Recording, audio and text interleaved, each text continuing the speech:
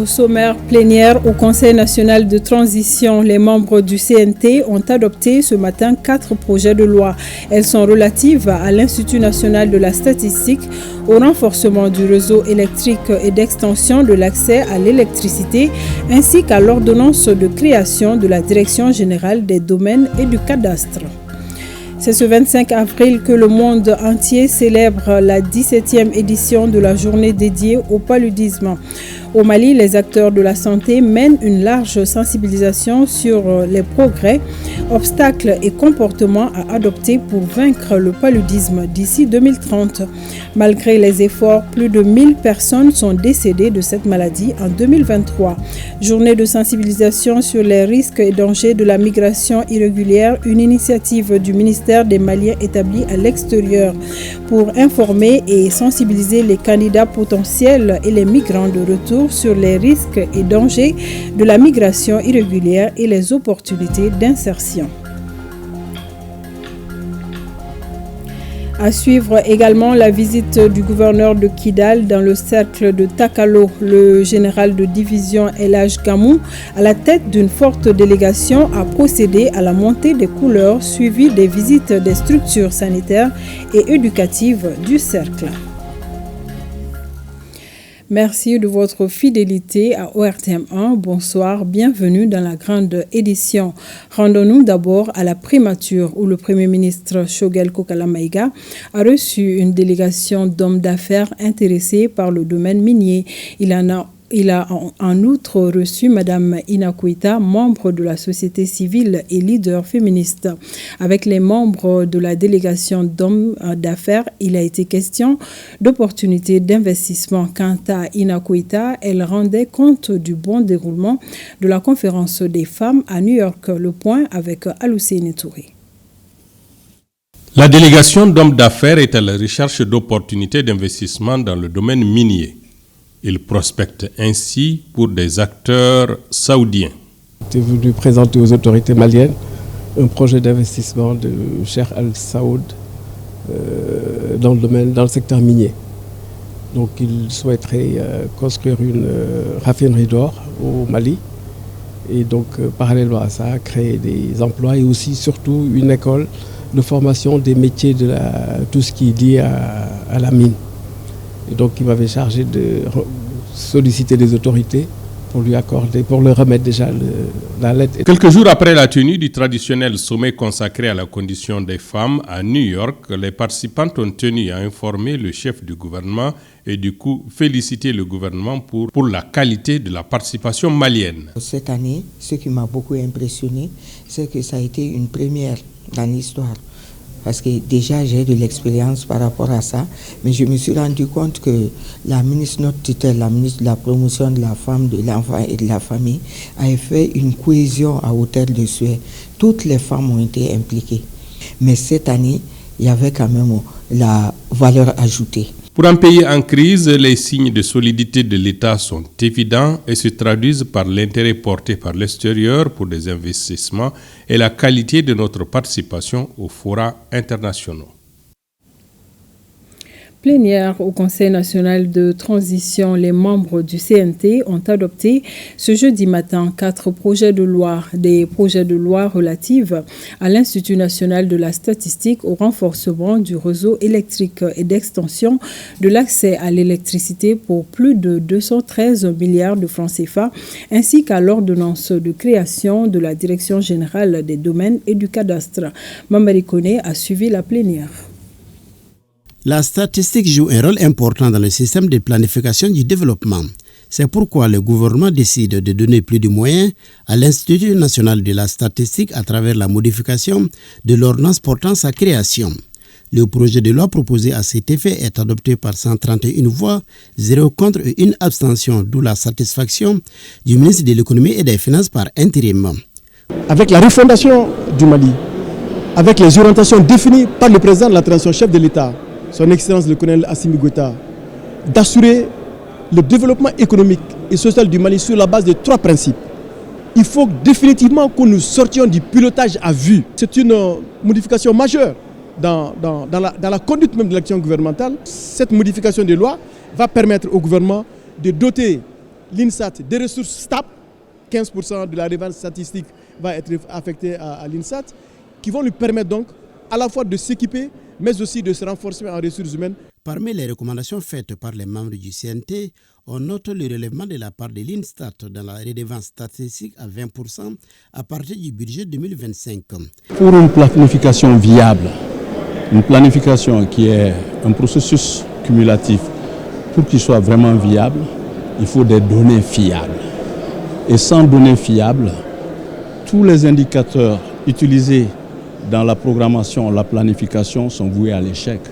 Le ministre de l'Énergie et de l'Eau a défendu 2 projets de loi relatifs à la ratification de l'accord de financement et relatifs au projet de renforcement du réseau électrique et d'extension de l'accès à l'électricité au Mali Yélin Sira, financé à hauteur de 213 milliards de francs CFA par l'Association internationale pour le développement IDA, le Fonds vert pour le climat et le gouvernement du Mali.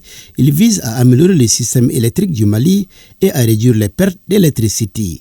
Si le premier projet a été voté par 126 voix et 3 abstentions, le second a obtenu 130 voix et 1 abstention. Actuellement, il n'y a pas beaucoup de lignes de transport d'énergie. Donc quand on fait la production d'énergie, il faut quand même souvent transporter vers les zones de grande consommation, comme Bamako et environ. Et il n'y a pas suffisamment de lignes qui peuvent amener à ce niveau-là. Donc ces 2 projets de loi avec leur financement, c'est surtout pour cela. Et en plus de ça, donc, ces lignes de transport aussi, toutes les localités qui seront pratiquement en moins, on va définir le nombre d'habitants, seront gérées au niveau distribution par les opérateurs maliens privés. C'est eux qui vont gérer également ces zones-là pour que EDM puisse se consacrer uniquement et aux grandes zones et aux industries. Et nous avons fait passer ces 2 projets de loi. Ces 2 projets de loi qui vont participer au financement des grands projets énergétiques du Mali. C'est un montant de 213 milliards de francs CFA qui servira aussi à équiper 250 centres hospitaliers, notamment des CESCOM en électricité solaire, 60 écoles, 8 bibliothèques solaires, pour ne citer que cela. Comme il fallait s'y attendre, la crise énergétique a été abordée et les membres du CNT ont voulu comprendre la coupure intempestive pendant ces derniers jours. Dans le mix énergétique EDM, c'est surtout le carburant, les groupes électrogènes qui fonctionnent. Et il faut les fournir en carburant. Le Mali n'est pas producteur de carburant, on est obligé d'importer. Et en important, on passe par la route. Actuellement, on importe beaucoup du Niger. Niger, pour amener jusqu'à Bamako, ça fait presque 2900 km. Donc c'est quand même long et souvent il y a des petits couacs sur la route. Donc on est obligé de gérer ça. Et ça fausse souvent des prévisions.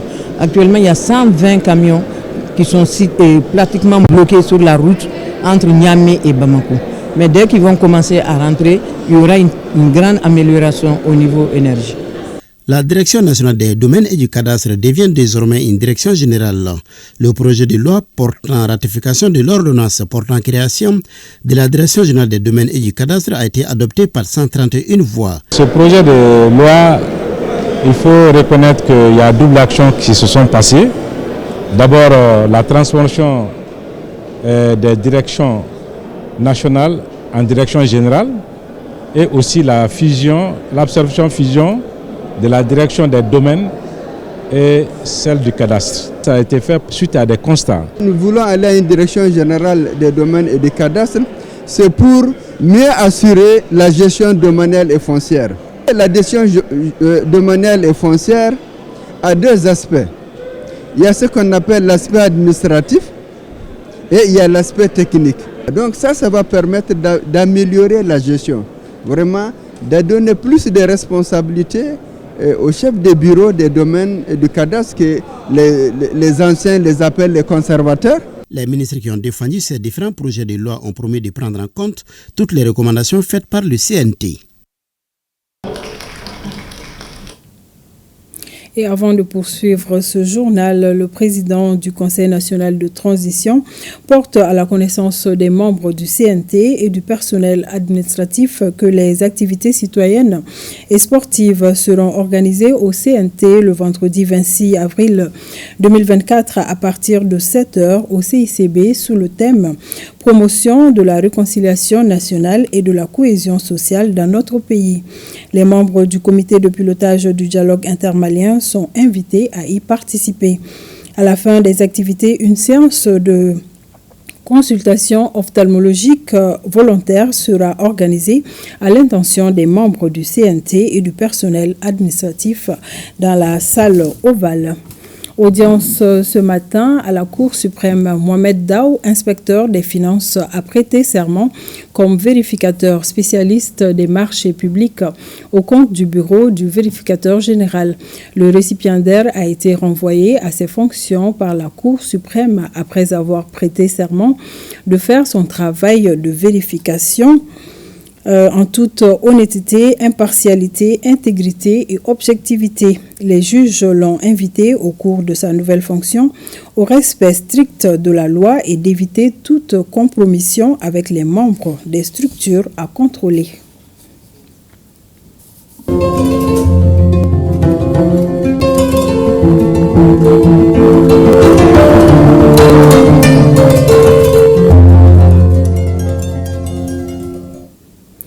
Dialogue intermalien pour la paix et la réconciliation. On en parle dans ce journal. Au-delà des échanges, les Maliens ont proposé des pistes de solutions et recommandations pour une sortie de crise et un développement durable. Ramata Konaté et Issaba nous proposent ce gros plan depuis la cité des Balançons.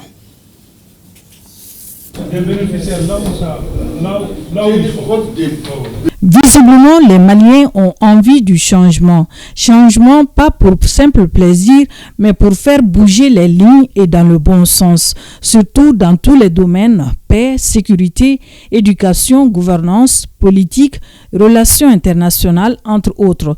Une lueur d'espoir ressortie à travers ce dialogue direct entre Maliens de sa phase communale à celle régionale. Les 3 jours de travaux ont séduit plus d'un. Donner la parole aux Maliens de s'exprimer, de dialoguer, de dire des recommandations, ça je trouve c'est une très bonne initiative. Ça va apporter beaucoup de changements, je suis sûr. Ça a été vraiment une réussite et pour moi c'est un dialogue qui devrait se dérouler depuis longtemps. Le retour des déplacés et des réfugiés et leur intégration au niveau des populations, vraiment ça c'est un truc qui m'a beaucoup plu. Et vraiment le maillage du territoire par l'armée, vraiment ça aussi, ça c'est un point à laquelle vraiment on devrait vraiment fournir un effort pour le faire. Et je pense que si le tout est appliqué, on va sortir de l'ornière. Tous les problèmes, tous les petits problèmes que la population avait, ces points ont été touchés. Et chacun de nous a parlé comme il le faut. 3 jours d'échanges, des débats parfois houleux, mais empreints de respect et de sincérité. L'on a senti l'engagement, la détermination des Maliens pour le développement du pays. Hommes et femmes, jeunes et vieux, tous ont activement participé, comme si c'était l'ultime débat pour écrire ensemble les pages glorieuses de la vie de la nation malienne. Tous sont unanimes ici que ce qui nous unit est plus fort que ce qui nous sépare. Et le Mali, dans les cœurs et les esprits, faits et gestes devront guider nos actions de tous les jours. Personne ne peut connaître le problème malien plus que les Maliens eux-mêmes. Personne ne peut parler du développement du Mali ou aimer le développement du Mali plus que les Maliens eux-mêmes. Maintenant, ce dialogue va nous permettre d'être des acteurs clés dans tout ce qui est retour de la paix, dans tout ce qui est retour à l'ordre constitutionnel, dans tout ce qui est axe de développement et implication des femmes et des jeunes pour le développement du Mali. On note beaucoup de recommandations pour le bon vivre au Mali, notamment s'inspirer de nos valeurs comme le pardon, l'acceptation de l'autre et la solidarité. En tout cas, les participants fondent beaucoup d'espoir sur les conclusions de ce dialogue. Il faut que la résolution 1325 doit être mise en application et soutenue pour que vraiment que ces femmes se sentent concernées. Parce que dans cette histoire de réconciliation, tant que les femmes ne sont pas impliquées, la réconciliation ne va pas aboutir. Il faut obligatoirement l'implication des femmes. Et nous avons vu ici au niveau de la région de Ségou, des endroits où les femmes nous ont aidés et certains problèmes ont été transcendés grâce à ces femmes-là. Nous,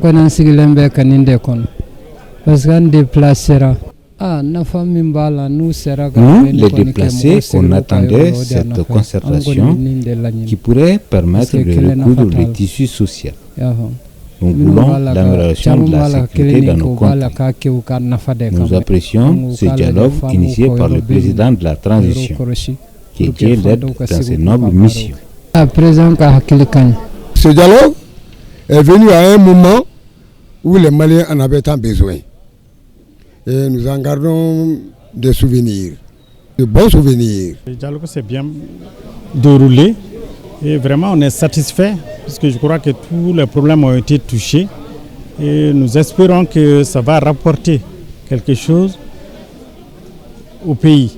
Surtout de ne pas mettre les dossiers dans les casiers. Quand il y aura l'exécution, c'est sûr que tout le monde sentira un changement dans le pays. Les yeux rivés sur la phase nationale, confiants en l'avenir, les Maliens pourront saisir cette occasion inouïe pour tracer ensemble le chemin du bonheur par le labeur. Cela afin de tourner définitivement la page des crises pour un Mali réconcilié et apaisé. Et à présent, suivons la clôture des travaux du dialogue intermalien en Guinée-Conakry avec Bemba Sibi. Les Maliens de Guinée-Conakry se sont largement exprimés au cours des travaux du dialogue intermalien qui viennent de prendre fin. 3 jours durant, les délégués venus de toutes les régions se sont parlé en toute franchise. Les discussions ont été très houleuses, mais qui ont fini dans un débat très franc, sincère, par des résolutions et des recommandations. Nous avons discuté de tous les aspects qui régissent la vie de notre nation. Nous avons parlé des aspects de sécurité. Nous avons parlé de la durée de la transition. Nous avons parlé des questions de développement. Nous avons parlé des questions de réconciliation, de cohésion sociale. C'est l'ensemble de ces sujets qui sont aujourd'hui des sujets très sensibles. Les Maliens de Guinée se sont largement exprimés. La solution au problème malien par les Maliens. Le processus est en cours. Déjà, pour l'étape de la Guinée, les Maliens établis dans ce pays se sont fortement mobilisés. Je me réjouis aujourd'hui de la participation de qualité. Vous avez vu, les jeunes, les sages, les vieux, les femmes, tous ont participé à la cause du Mali. Tous sont exprimés et vous avez vu, nous avons des recommandations et que nous allons transmettre au comité dialogue intermalien. Les recommandations issues de ces travaux vont enrichir le débat de la phase nationale prévue du 6 au 10 mai prochain à Bamako. Le dialogue intermalien a pris fin également au Burkina Faso et en Espagne. Les 3 jours de travaux ont été sanctionnés par des recommandations et résolutions. Le point avec Abdul Karim Kaba. Promouvoir nos langues nationales, lutter contre l'injustice sociale, donner plus de moyens aux missions diplomatiques et consulaires et apprendre un métier aux enfants sont autant de recommandations et résolutions préconisées par les Maliens de l'Espagne. Durant les 3 jours de dialogue, qui ont enregistré d'ailleurs une participation record, les Maliens se sont mobilisés autour de l'essentiel, le Mali. Pour eux, même étant en Espagne, le Mali est et restera le sujet principal.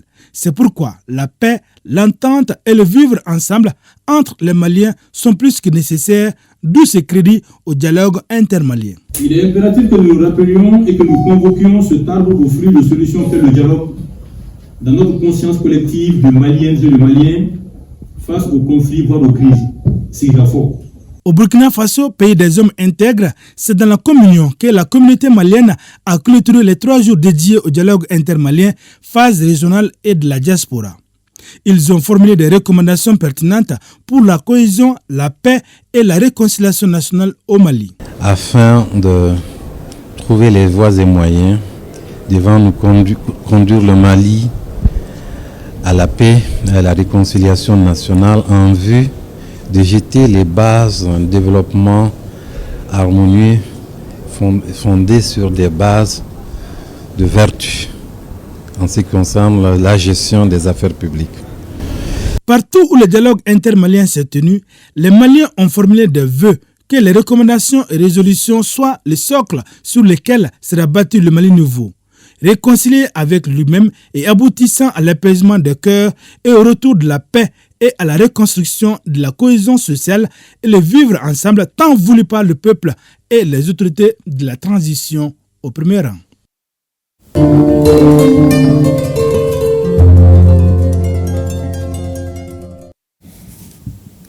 Fin ce jeudi des travaux de la 16e réunion bilan du programme régional de production intégrée du coton en Afrique. Cette rencontre de Bamako a formulé des recommandations aux différents acteurs de la filière coton visant l'amélioration de la production et de la productivité du coton dans les 8 pays membres du programme. Nouhoum Sissoko. La 16e réunion bilan du PRPICA, Programme régional de production intégrée du coton en Afrique, a débouché sur plusieurs recommandations destinées aux acteurs impliqués dans la filière coton dans les 8 pays membres du programme au regard des difficultés rencontrées pendant la campagne 2023-2024. Aux sociétés cotonnières, mettre à temps à la disposition des producteurs de coton les intrants de qualité et renforcer l'appui conseil aux producteurs. Respecter les recommandations de la recherche dans la lutte contre les ravageurs, en particulier Ambraska bigetula, Ophir, agropharmaceutique. Mettre à la disposition des chercheurs les échantillons nécessaires à la réalisation des différentes expérimentations dans tous les pays membres du PRPICA, au comité de pilotage du PRPICA. Plaider auprès des filières cotonnières et partenaires financiers pour le financement adéquat des activités de recherche définies dans les différentes disciplines sur les préoccupations actuelles de la filière cotonnière, aux instituts de recherche et aux États.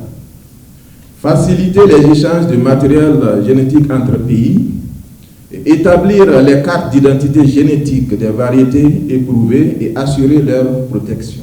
Selon le ministre de l'Agriculture, les producteurs de coton cherchent à augmenter fortement leurs revenus à travers une bonne productivité et un prix de vente intéressant pour améliorer leurs conditions de vie. Les autorités des différents pays membres, sans aucun doute, ne ménageront aucun effort pour accompagner les producteurs de coton compte tenu de la place du coton dans nos économies nationales et de son rôle extrêmement important dans l'atteinte de la sécurité alimentaire et nutritionnelle, la lutte contre le chômage et la pauvreté, ainsi que dans le contrôle de l'immigration clandestine. Pour le ministre, les propositions techniques, organisationnelles et stratégiques issues de la 16e réunion bilan retiendront l'attention des partenaires techniques et financiers comme l'UEMOA pour la mobilisation des ressources nécessaires à leur mise en œuvre. Remise de 6 véhicules 4x4 à 3 nouvelles structures du ministère de la Justice et des Droits de l'Homme. Ces nouvelles structures sont aujourd'hui fortement sollicitées au regard de la crise multidimensionnelle que traverse notre pays. Ces véhicules ont été acquis grâce au soutien financier du président de la transition. Reportage Mamadou Fane. Des moyens roulants pour 3 structures nouvellement créées par le département de la justice et des droits de l'homme au Mali. Il s'agit du pôle national économique et financier, du pôle judiciaire spécialisé de la lutte contre le terrorisme et la criminalité transnationale organisée et du pôle de lutte contre la cybercriminalité. C'est donc l'œuvre du président de la transition, colonel Assimi Goïta. Au regard des missions assignées à la direction des finances et du matériel, cette cérémonie de réception de véhicules constitue pour moi une opportunité pour réitérer notre détermination à effectuer un suivi rigoureux de l'utilisation rationnelle de ces véhicules par les structures bénéficiaires, conformément à la réglementation en vigueur. Le porte-parole des bénéficiaires a salué l'engagement des autorités qui ne cessent de les assister pour rendre plus opérationnelle leur structure. Au nom des bénéficiaires, mais également en mon nom propre, de dire toute notre reconnaissance, notre gratitude au chef de l'État, président du Conseil supérieur de la magistrature, pour ces dons si précieux pour nous. Il s'agit incontestablement d'un acte fort symbolisant l'engagement et le soutien de la première institution de la République, le président de la transition, chef de l'État, président du Conseil supérieur de la magistrature, son Excellence le colonel Assimi Goïta. En choisissant de renforcer les capacités opérationnelles de ces brigades, l'on comprend aisément la détermination des plus hautes autorités du pays à permettre aux 3 pôles judiciaires spécialisés d'accomplir convenablement leur mission. Selon le ministre, c'est la première fois que son département reçoit 6 véhicules de la part de la présidence de la République. Il invite les bénéficiaires à en faire un bon usage. Et l'actualité, ce 25 avril, le monde célèbre la 17e édition de la journée dédiée au paludisme. Au Mali, les acteurs de la santé mènent une large sensibilisation sur les progrès, obstacles et comportements à adopter pour vaincre le paludisme d'ici 2030. Malgré les efforts fournis par l'État et ses partenaires, plus de 1000 personnes sont décédées de la maladie en 2023. Koumba Sissé. Selon les données du système local d'information sanitaire, plus de 3 339 000 cas de paludisme ont été enregistrés au Mali en 2023. Parmi ces cas, 1191 personnes sont décédées.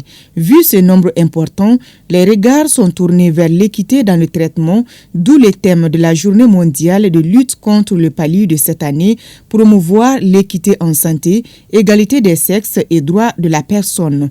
La région d'Afrique de l'OMS continue de payer le plus lourd tribut du paludisme. En 2022, l'ensemble de la région a enregistré 94% de tous les cas de paludisme et 95% de tous les décès dus au paludisme, soit 580 décès. Près de 70% de tous ces décès dus au paludisme dans la région concernant les enfants de moins de 5 ans. Le gouvernement du Mali, avec l'appui de ses partenaires, est actuellement en train de se positionner parmi les premiers candidats à implémenter ce vaccin antipaludique à large échelle dans le pays. Concernant toujours l'équité aux soins de santé, y compris la prévention et la prise en charge des cas du paludisme, l'OMS recommande aux pays affectés de mieux adapter leurs politiques et stratégies de lutte en faveur des catégories les plus souvent défavorisées dans la société. Il s'agit généralement des catégories suivantes: les réfugiés, les migrants, les personnes déplacées, les jeunes enfants et les femmes enceintes dans les milieux pauvres et surtout éloignés géographiquement, les orphelins, les personnes handicapées, pour ne citer que ceux-ci. Depuis des décennies, plusieurs partenaires comme l'ambassade des États-Unis au Mali sont aux côtés du département en charge de la santé pour vaincre le palud. Parmi les actions posées par le gouvernement, la gratuité du test de diagnostic rapide, du traitement pour les enfants de 0 à 59 mois et les femmes enceintes, la distribution des moustiquaires imprégnés d'insecticides. Depuis 2008, le gouvernement des États-Unis a investi 364 millions de dollars, soit plus de 230 milliards de francs CFA, dans le programme de lutte contre le paludisme au Mali. En travaillant ensemble, nous sensibilisons les communautés et les agents de la santé à mieux prévenir, identifier et gérer les cas de paludisme. Assainir l'environnement, dormir sous moustiquaires imprégnés d'insecticides à longue durée sont quelques consignes à respecter pour prévenir et lutter contre le paludisme.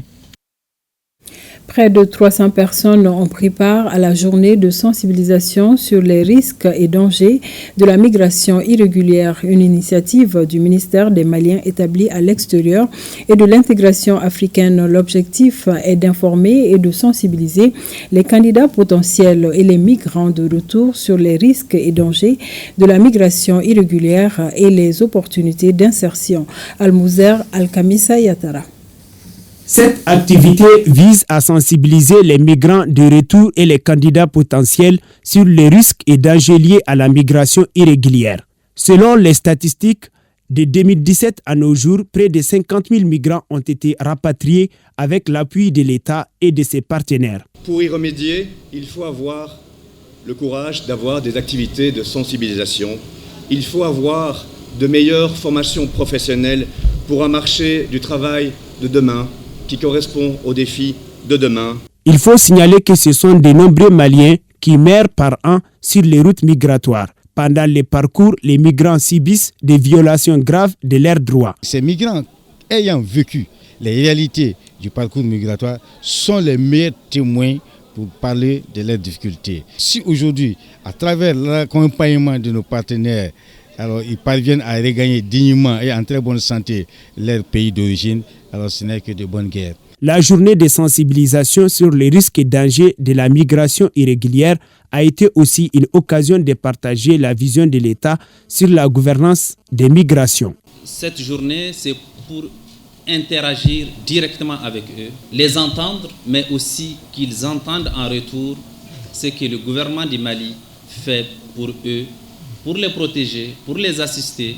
pour être aux côtés des Maliens en détresse où qu'ils se trouvent. Nous sommes en train d'atteindre un record en termes d'assistance à nos compatriotes en situation de détresse. Rien que de janvier à aujourd'hui, le gouvernement du Mali, en rapport avec ses partenaires, particulièrement avec l'OIM, a assisté plus de 3500 Maliens en situation de détresse. Cela témoigne de l'engagement, de la détermination et de la volonté des autorités du Mali à ne pas oublier les Maliens qui font le choix de partir. Ce dialogue franc avec les compatriotes de retour intervient au lendemain de l'arrivée de 250 jeunes Maliens en provenance du Niger après des jours difficiles en Algérie et dans le désert.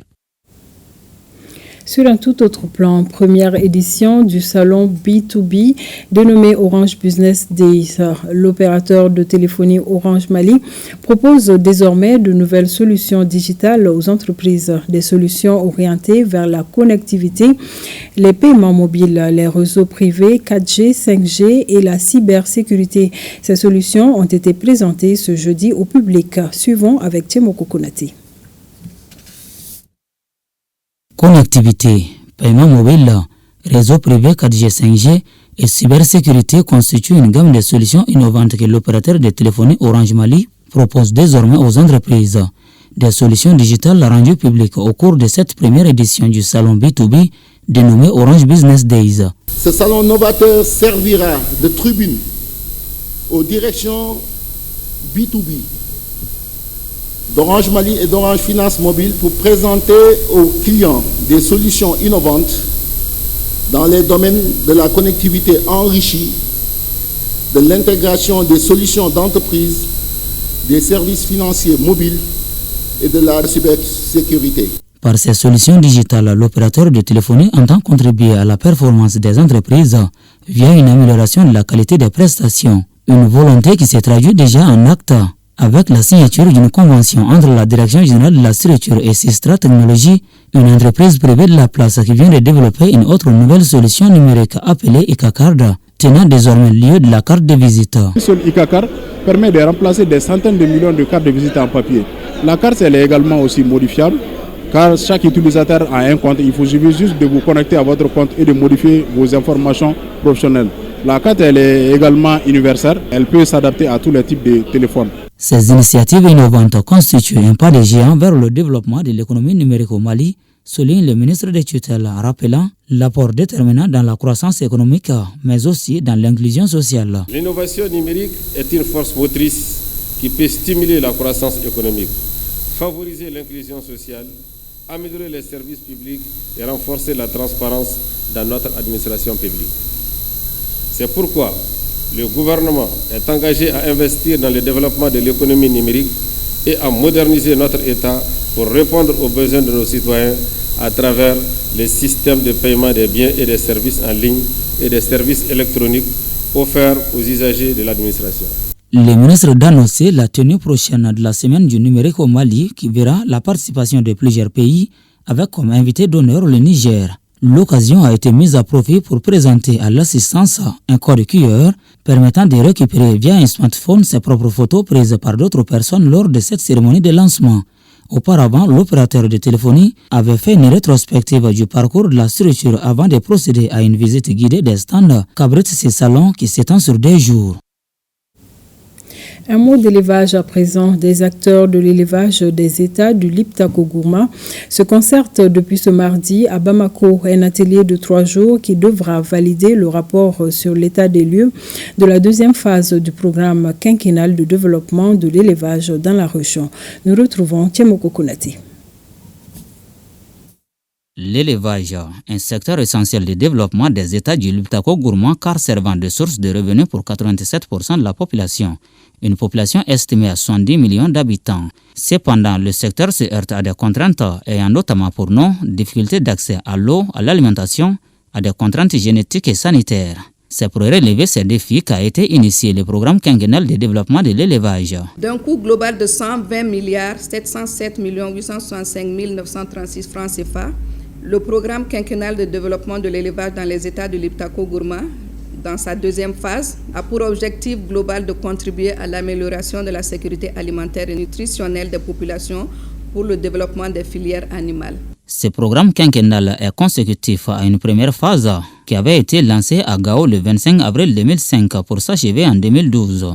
Une première expérience qui fera objet d'une évaluation au cours de cette rencontre pour mieux se projeter dans le futur. Les actions menées dans le domaine de la santé animale ont permis le contrôle des épizooties majeures telles que la péripromonie contagieuse bovine et la peste des petits ruminants. Ces acquis sont des résultats des efforts fournis à la base par les communautés pastorales et agro-pastorales, mais également ceux des politiques publiques, des organisations de la société civile et du secteur privé. Vous aurez à examiner l'étude de faisabilité du deuxième programme quinquennal de développement de l'élevage dans les États du Gourma, PDLG, et l'étude d'évaluation environnementale stratégique EES, accompagné du plan de cadre de gestion environnementale et sociale PCGS. La rencontre qui s'étend sur 3 jours regroupe les représentants du Mali, du Burkina Faso et du Niger. Elle devra examiner et valider le rapport sur l'état des lieux du programme quinquennal de développement de l'élevage dans les États du Liptako-Gourma, un document qui servira de baromètre pour les acteurs évoluant dans le domaine. Parlons à présent de la visite du gouverneur de Kidal dans le cercle de Takalo pour renforcer la restauration de l'autorité. Le général de division Elhaj Gamou, à la tête d'une forte délégation, a procédé à la montée des couleurs nationales, suivi des visites des structures sanitaires et éducatives du cercle. Sidi El-Medi Ag Al-Bakar et Moussa Togo. Le vert, l'or et le rouge flottent fièrement à Takelot, situé à 35 km de Kidal, une énième initiative du gouverneur de la région qui vise à magnifier et à signifier fièrement l'appartenance de Kidal au Mali. La montée des couleurs nationales en présence des autorités administratives, militaires, politiques et les organisations de la société civile est une première depuis la création du cercle de Takelot. Le cercle de Takelot, qui est un cercle nouveau, et dont la population était vraiment très nombreuse et que toutes ces populations de ces cercles-là, c'est des populations républicaines maliennes qui ont confirmé leur appartenance à la République par leurs actes. Depuis longtemps, de couleur, les drapeaux ici, ce qui confirme la présence de l'État bien sûr dans les cercles de Takalot. En marge de sa visite, le chef de l'exécutif régional s'est rendu au marché, à l'école et au CSCOM du 10 cercles pour constater l'état de ses infrastructures. Une visite marquée par la remise d'un lot de produits pharmaceutiques et le lancement d'une vaste campagne de consultation gratuite des femmes au profit des populations civiles. L'objectif de cette consultation gratuite et de donner médicaments au profit des populations du cercle de Takalot s'inscrit dans le cadre des actions civilo-militaires organisées par les autorités de la 7e région militaire. Et c'est pour apporter assistance à cette population-là. Ce cercle de la région de Kidal, qui a toujours manifesté dignement son appartenance à un Mali uni, fait face à plusieurs difficultés, notamment la question d'eau et l'installation des services sociaux de base. Et ici à Bamako, le conseiller spécial du président de la transition a inauguré ce matin 2 forages à Sénou-Médine et à Sénou-Terminus. Ces forages complètent à 324 depuis le début de la matérialisation du programme des œuvres sociales Youssouf Diakité et Mamadou Sidibé.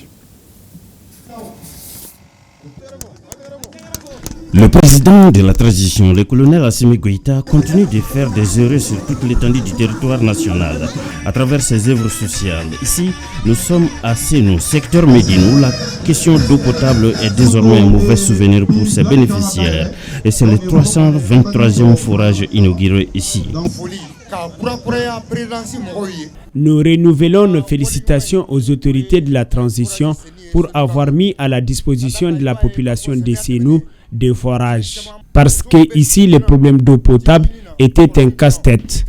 Nous sommes particulièrement touchés par les gestes.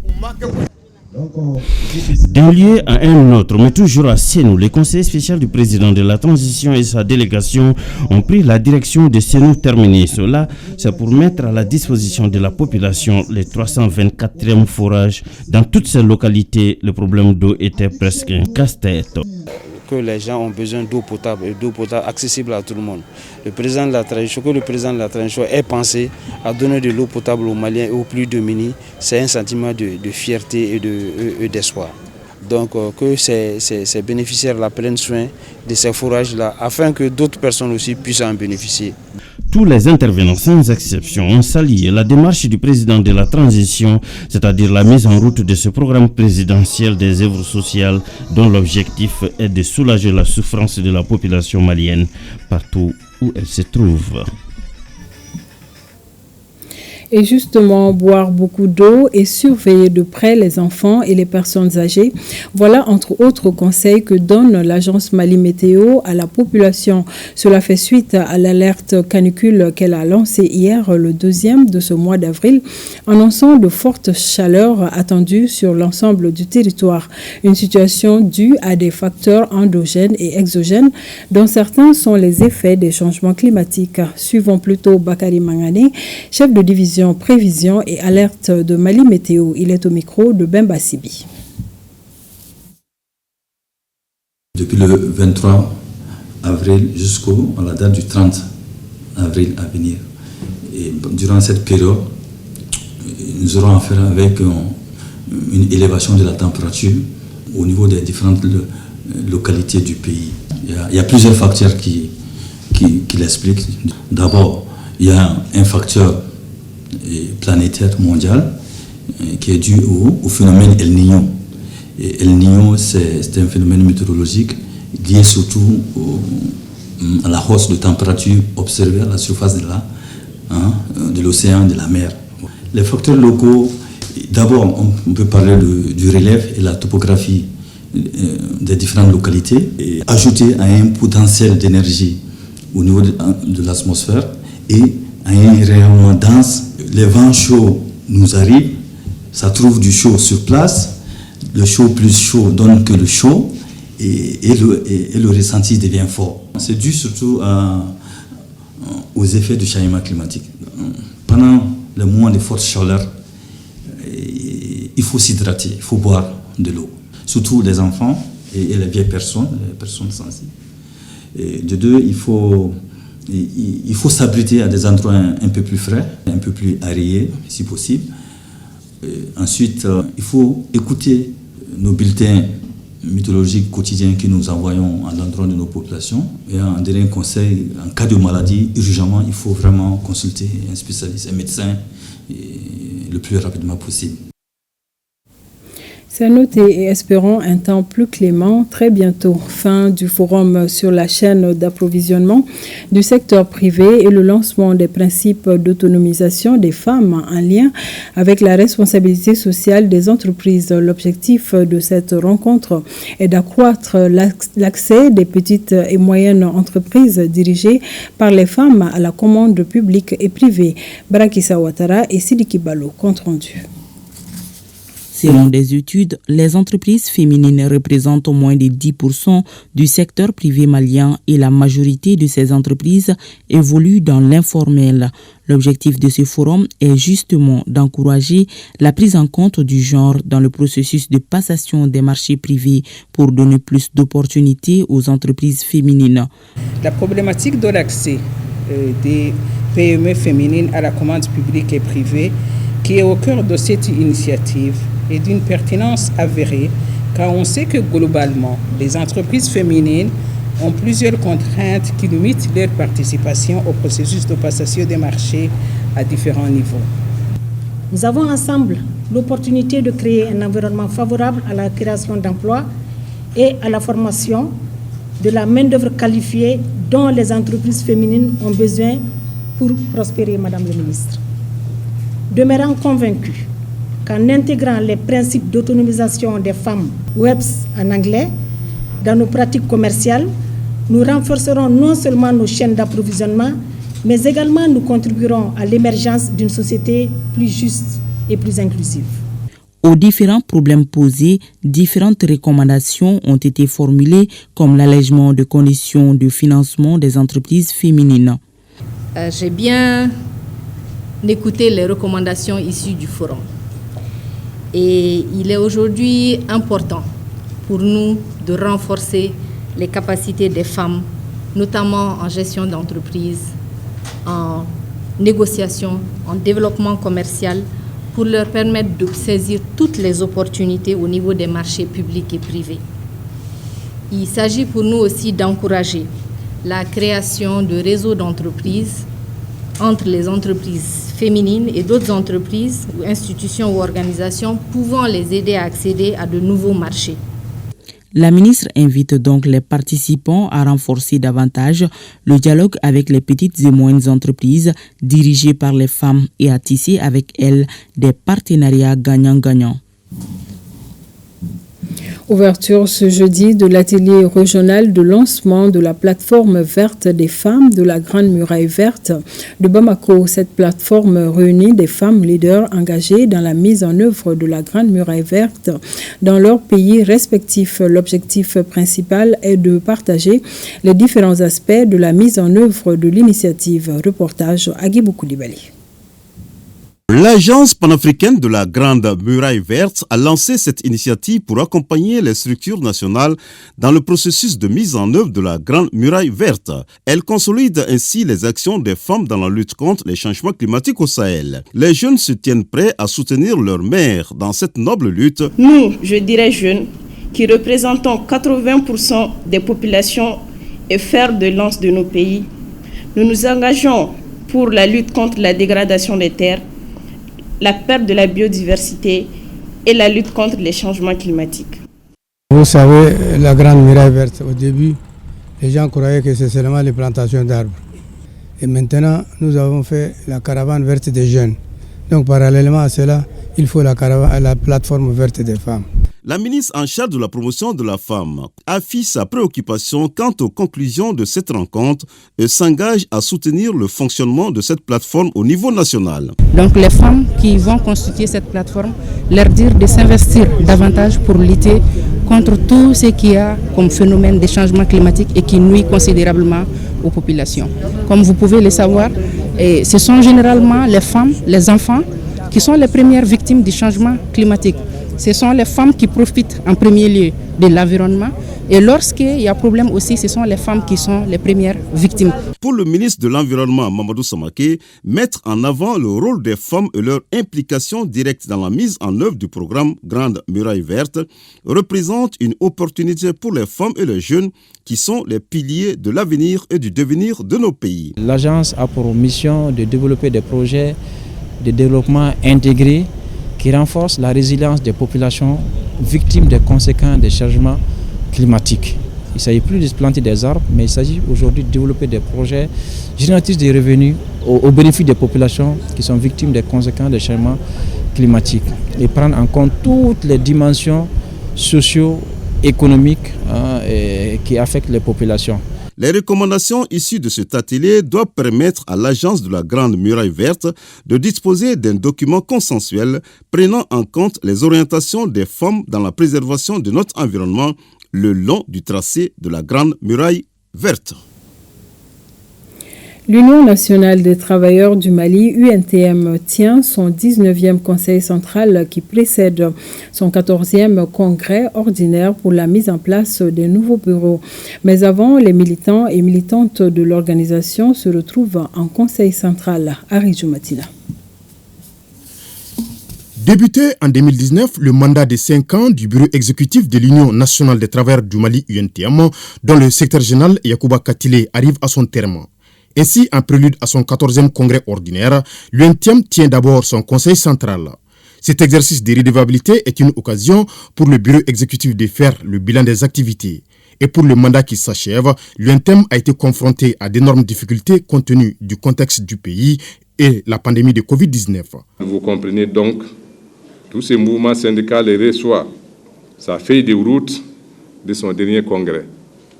Mais quand le contexte général du pays est à l'arrêt, l'activité syndicale ne peut que se dérouler dans une ambiance sans exaltation aucune.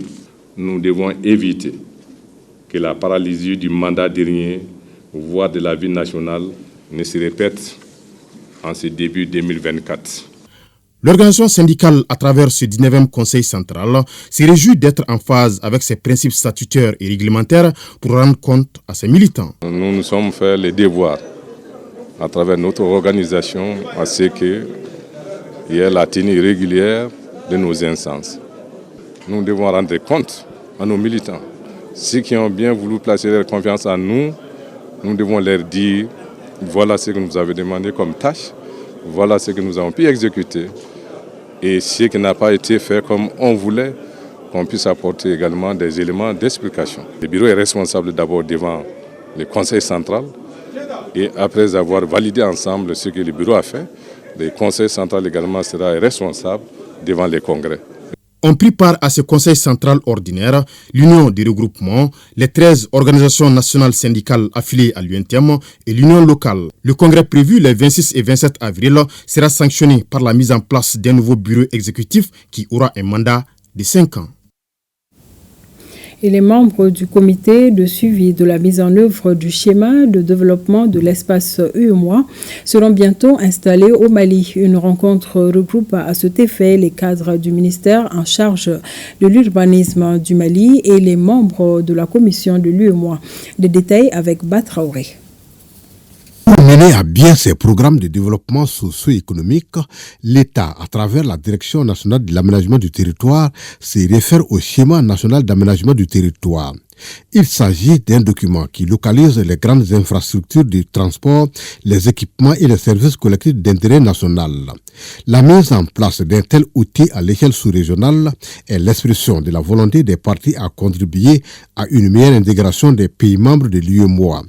Le SDR a pour vision de faire de notre espace communautaire un espace régional intégré et solidaire, conscient de son passé prestigieux et tourné vers l'avenir, un environnement et des écosystèmes naturels valorisés et protégés, une gestion commune et rationnelle des biens publics régionaux, une économie moderne, compétitive, résiliente, diversifiée, en forte croissance, une population en bonne santé, des services sociaux généralisés et accessibles pour assurer le progrès social.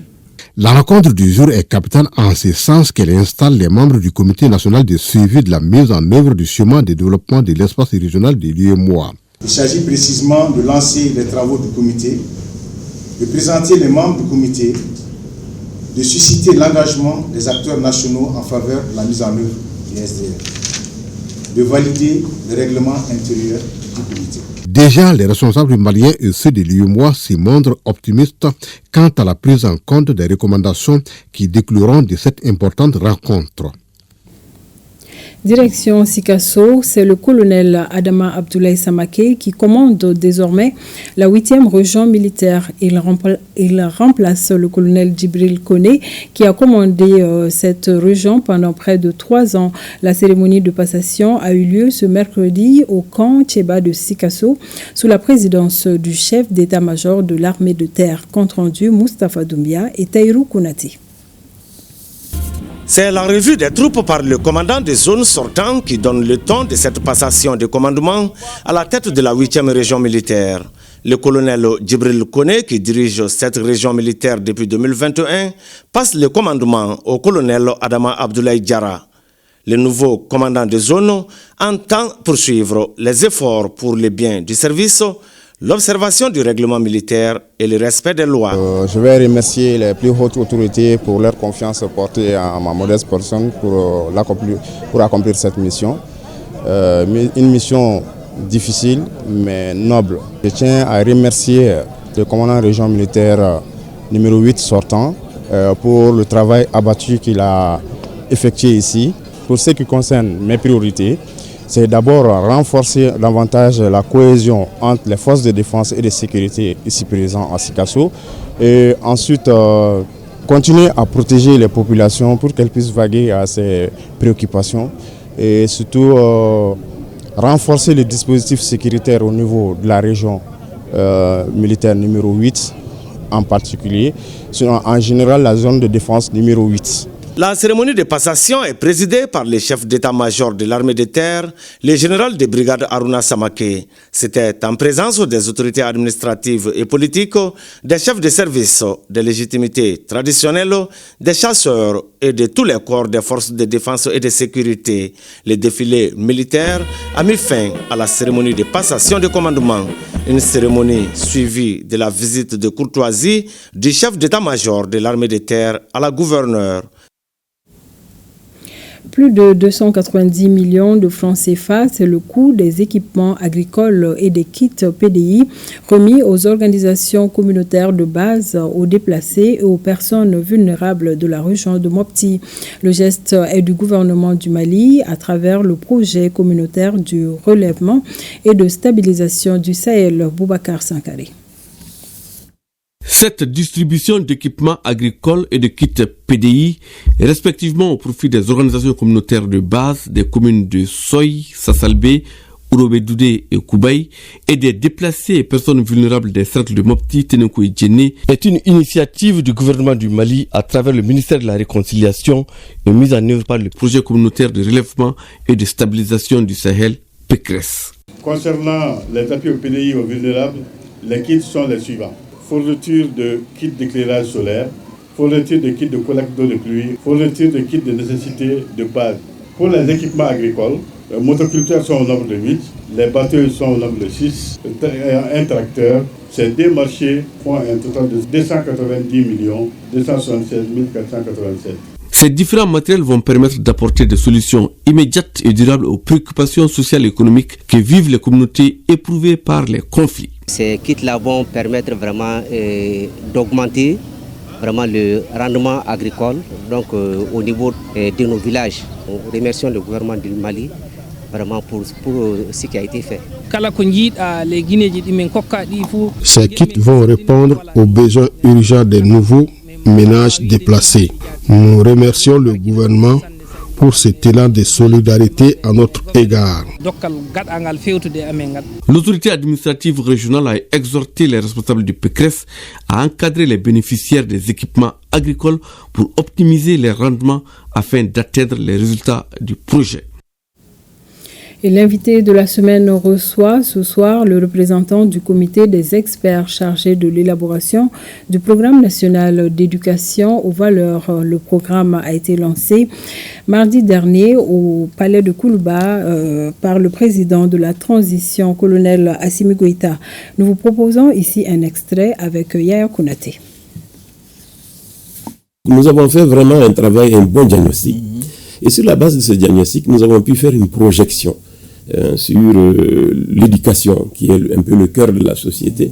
Et donc, parce qu'on voit que quand on parle de valeurs, c'est un système de transmission qui va forcément de la famille, et l'école à sa part.